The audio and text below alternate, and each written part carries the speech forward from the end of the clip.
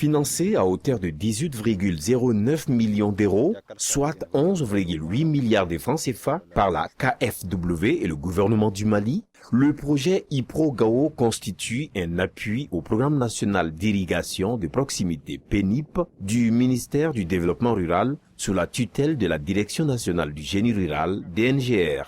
Il s'ajoute aux projets et programmes de la coopération allemande dans le sous-secteur de l'irrigation de proximité au Mali.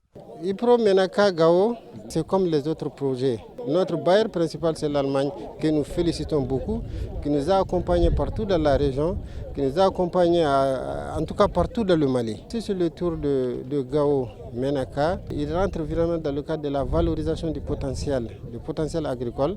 Aussi, la région de Gao Menaka, en plus de l'agriculture, on a l'élevage. Le projet contribue aussi à la valorisation, à l'accompagnement en réalité du potentiel aussi élevage. Initié il y a 30 ans dans la région de Tombouctou, l'objectif global du projet dans les régions de Gao et Menaka est de contribuer à l'exploitation du potentiel économique de l'irrigation de proximité par une agriculture durable et rentable visant à contribuer à la stabilité au nord du Mali. C'est un projet qui fait des aménagements de proximité, c'est-à-dire avec les populations. Et les travaux que vous avez vus, en partie, sont faits par la population. Et c'est un projet qui intervient dans tous les sous-secteurs de l'agriculture et de l'élevage, à travers l'aménagement des périmètres irrigués, comme celui qu'on vient de voir, à travers la mise en place des périmètres maraîchers avec des forages, des impluviums, des seuils au niveau des oueds pour avoir l'épandage de l'eau pour permettre l'agriculture aussi et l'élevage. Donc beaucoup de familles, beaucoup de jeunes, comme vous l'avez entendu, vont être fixés. Ça va les mettre à l'abri de la migration, ça va leur donner de l'emploi, ça va donner de l'emploi aux familles. Nous nous réjouissons aussi que les ministres soient venus ici, au nom du président de la transition, pour montrer que vraiment l'État se soucie de ces régions et qu'il est présent et il anime des activités ici et au bénéfice des populations. Axé sur la réalisation des aménagements hydro-agricoles AHA fonctionnels, et des infrastructures complémentaires du sous-secteur d'élevage en réponse à la demande motivée des populations cibles, le projet accompagne des bénéficiaires pour la planification, la réalisation et la mise en valeur des AHA et des infrastructures complémentaires et la valorisation des produits issus de l'irrigation de proximité. Aïgaba,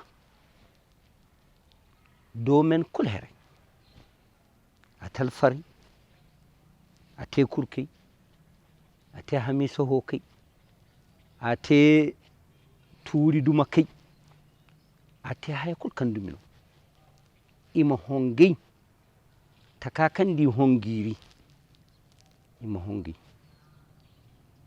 aiga ngari mo il koma dogoni te kandir keba deuxième phase il bori kamana du première phase ora ima du kadu deuxième phase ima du kadu ara kaina no hala irwana commune ir cercle irwana région hala irmali kurkella kanti au niveau national irmagui dukuri mahunilla barkam mana kay hagui imma ko kaba garol makozi emir fabir magui ndir zankai ga goir banda haya gono ki ga nga haya gono kamborgano ishi ga goy bori bande zay tarawo jara amma zebu. Notre jardin, notre site c'est à Tachara. Notre objectif aussi, c'est la production de semences maraîchères. L'appui qu'on a bénéficié au niveau de l'IPRO, on a eu des semences maraîchères, on a eu une formation sur la vie associative, on a eu aussi un forage moderne. Au niveau du sud, on a eu aussi des engrais. Pour la production des semences, on fait la production des semences et vendre les semences pour satisfaire la population. Pour la consommation aussi, on vend des fruits frais au niveau du marché afin d'obtenir un peu de sous pour nous-mêmes, pour nos besoins. C'est ce qu'on appelle le développement. Ce n'est pas donner des miettes, quelques sous, alors que les gens mangent et demain ils ont faim. Et c'est ce qui a tué même le Nord. On amène des petits dons, au lieu de faire des réalisations, des routes, aménager les grandes mares pour que les paysans produisent.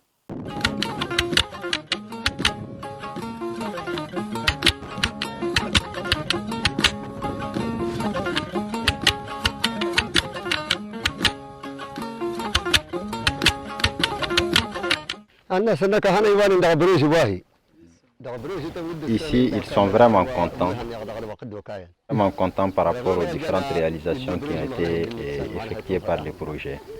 Ils pensent sincèrement que ce sont des activités génératrices de revenus, parce qu'ils peuvent mener des activités maraîchères à travers l'eau là.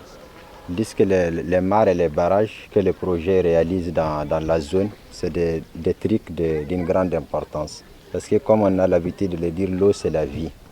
Parce que quelqu'un qui vous donne de l'eau, il vous donne de la survie. Et il n'a pas une description par rapport à l'importance du projet. Ce n'est pas on ne peut pas le comparer aux autres projets d'avant qui intervenaient dans le domaine d'urgence. Et ça, ils pensent que c'est vraiment du développement durable. Parce que c'est des choses qui peuvent durer une dizaine, une quinzaine d'années. Ainsi, ces actions contribueront à aménager et réhabiliter environ 2700 hectares sur 87 sites, la construction des 18 mares et la réhabilitation de 20 mares, y compris les mares pluviales et les impluviums. 12 seuils d'épandage, y compris les ouvrages de rétention d'eau dans les oueds et oasis et de protection des berges, 16 périmètres maraîchers et étangs piscicoles, de 5 magasins de stockage et infrastructures de transformation, la construction de 10 parcs de vaccination, 5 marchés de bétail et 15 aires d'abattage. La production supplémentaire annuelle attendue est de 4200 tonnes de riz, 8200 tonnes de produits maraîchers et 12 800 tonnes de bourgou, au bénéfice d'alimentation annuelle d'environ 53 800 personnes. Le projet IPRO-Gao contribue énormément au développement économique de la région de Gao, puisque ce projet va permettre d'augmenter la production et qui va satisfaire aux besoins locaux. Et si pour la surproduction aussi pourra être exploitée. Donc c'est un projet qui est bénéfique et pour la région de Gao et pour tous les Mali. Notre région est une zone essentiellement pastorale. Notre région est une région essentiellement pastorale. À 98%, on le dit. Donc, toute action contribuant à faire remonter la nappe phréatique, permettant aux animaux d'avoir de l'eau pendant une bonne partie de l'année, ne peut que concourir au développement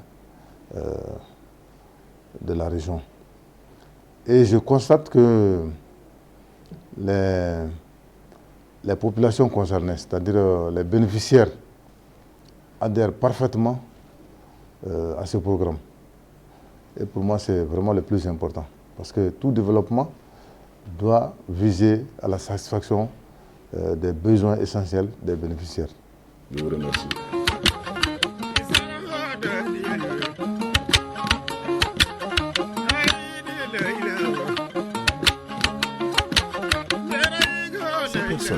Le projet est mis en œuvre par le ministère du Développement rural à travers la Direction nationale du génie rural, DNGR, et plus spécifiquement du secrétariat technique permanent du PENIP, qui délègue sa mise en œuvre à l'unité d'exécution à Bamako et ses 2 antennes à Gao et à Ménaka. Aucun fils du Mali, où qu'il soit, ne sera laissé au bord de la route, ont assuré les autorités de la transition. Le projet IPRO-Gao-Ménaka est le fruit de la coopération entre la République fédérale d'Allemagne et le Mali. Il vise à renforcer la résilience des populations face au changement climatique par l'aménagement et la mise en valeur de 126 000 hectares. Le projet IPRO-Gao-Ménaka a mis en place une approche de développement impliquant l'ensemble des acteurs, ce qui a fait de ce projet un modèle de bonne pratique de développement local intégré. De sa mise en œuvre en novembre 2018, le projet IPRO-Gao et Ménaka tend vers la fin de sa phase d'exécution avec un taux d'avancement encourageant à Gao et à Ménaka, avec plus de 1972 demandes enregistrées, 21 périmètres irrigués villageois, dont 14 réceptionnés et 7 en cours, 24 mares et 4 seuils, dont 16 réceptionnés et 12 en cours, 22 périmètres maraîchers, dont 6 réceptionnés et 6 en cours, un marché à bétail réceptionné, une aire d'abattage réceptionnée, un parc de vaccination réceptionné, un magasin de stockage d'aliments bétail réceptionné, 23 motopompes et accessoires, 353,5 tonnes d'engrais, urée, DAP, engrais organique, 30 tonnes de semences riz, Nerika L2, le Kogoni 91,1 et Admi 11. «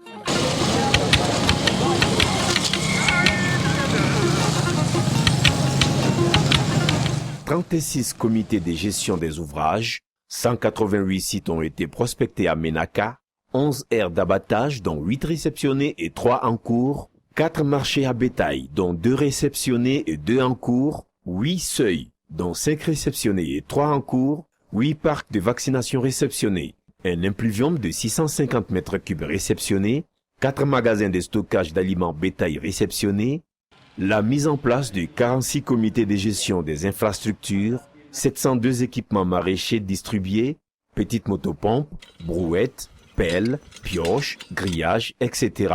54 équipements de pêche distribués, filets, hameçons, pirogues, harpons, etc. 105 équipements de transformation du poisson distribués, fours, séchoirs, thermos, d'où le satisfecit des différents partenaires du projet.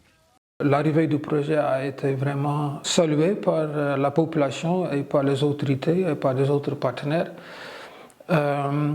C'est reflété dans un très grand nombre de demandes.